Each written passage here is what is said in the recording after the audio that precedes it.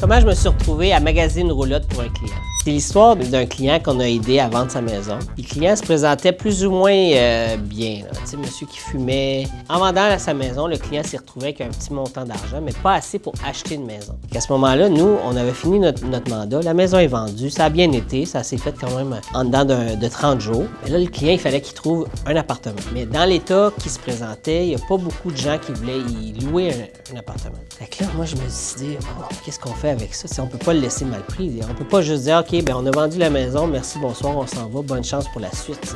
J'ai eu l'idée de commencer à regarder les roulottes qui étaient à vendre sur les campings en Outaouais. Je me suis dit, on était rendu au mois d'avril, mois de mai. Je me suis dit, au moins, s'il pourrait retrouver une roulotte, il y aurait un toit sur la tête pour les prochains mois. Il pourrait amener son chien, puis ça lui donnerait plus de temps pour trouver un appartement. Fait qu'à ce moment-là, je commence à faire des appels. Je parle à Madame Ginette. Ginette qui était super fine, mais qui me dit « Oh, malheureusement, j'ai vendu ma roulotte hier. Je suis désolé pour ton client. » J'y avais conté l'histoire. Personne ne voulait louer un logement à mon client, malheureusement. On a continué les recherches, on a visité quelques roulottes, puis finalement, mon client, il a trouvé la roulotte de son goût. Il a acheté une roulotte à un bon prix. Il a réussi à habiter dans sa roulotte quelques mois, le temps qu'il se trouve un logement. Tout est bien qui finit bien. Mon client, il a finalement trouvé un logement à son goût. Donc, il n'a pas été obligé d'acheter de roulotte. Il a réussi à déménager, puis tout s'est bien passé.